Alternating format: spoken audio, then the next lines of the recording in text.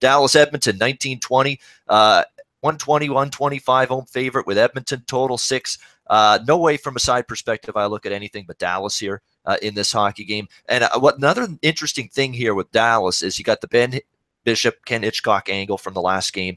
Bishop was pulled in the loss to Colorado, was not happy about it, voiced the displeasure in the post-game comments after the game. I have got no issue. Ken Hitchcock is known to be Captain Hook in addition to Captain Kangaroo throughout his NHL hockey career, coaching career, in that he's had a quick hook on his goaltenders. He's pulled them early at times.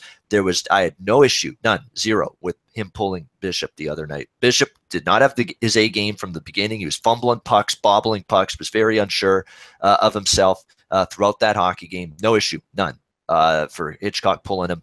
And there's nothing to it, really. I mean, Bishop's a competitive guy, not happy that he gets pulled. No goalie should be. He just voiced his displeasure. Not everybody does that, but he decided to. Hitchcock said, I wanted to change momentum. He wasn't sharp. But, yeah, Hitchcock, no blame on him whatsoever for doing it. I didn't think that was Bishop's A game. No issues, no friction. I think it blows over now. Everybody moves on. It's not a holdover, lingering feelings from that incident after the game.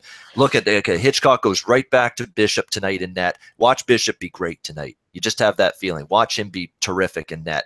Good goalies. I trust them to bounce back, especially after getting pulled. I think Bishop probably has a good game in him. I'm looking at Dallas. Again, a better effort from Pittsburgh or from Edmonton last couple games, including against Pittsburgh, losing overtime. No shame in that. But Oilers still struggling to put wins together and put wins on the board. I know they have Draisaitl back. That's going to help. They're back home, though, after that little road trip. It's always a little bit of a sneaky, questionable spot for me here for Edmonton. So give me Dallas. That's the way I'll be looking at plus 105. Andrew's looking at this game, too. Andrew, what are you on here?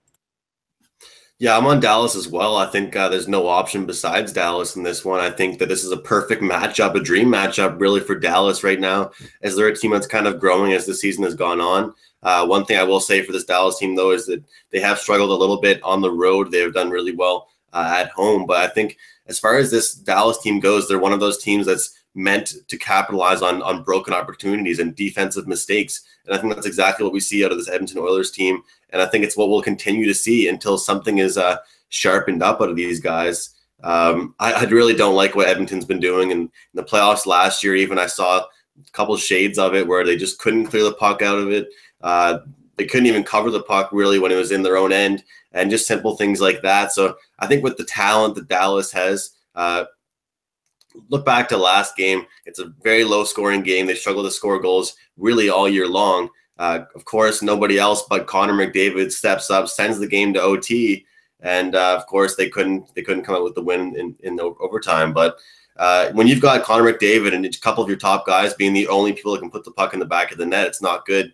You need to have that depth, and I think that's what was carrying the Oilers to the playoffs last year. Whether you like it or not, McDavid actually was barely even involved in the playoffs last year as far as goals, specifically in the second round. So if you can't have that depth factor, if you can't have everyone stepping up and coming together, and I think that's what you really need in times like this, especially when you have such a weight on your shoulder. I mean, I think the elephant in the room, guys, is that we all expected, and everybody, the media especially, expected this team to be just firing, scoring 4 goals a game, McDavid carrying the league, different things like that. And I think it's kind of obvious to us now that that's not happening, and it's going to take a couple games or a couple weeks even for that to develop. So I like Dallas, and I think it's a good spot, and I like the plus money.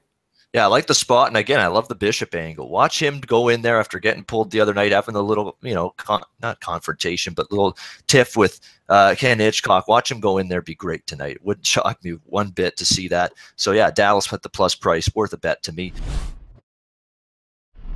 Hey guys, thanks for tuning in to our channel. Now, we've put a lot of work into producing all these free videos, so please help us out and keep all our content free for you forever by simply liking, sharing, commenting, and subscribing. Now, not to mention, a visit to our industry-leading website will warm the hearts of all our SBR employees, especially myself. Now, the links are over there to the left, so do check those out. Thanks for watching.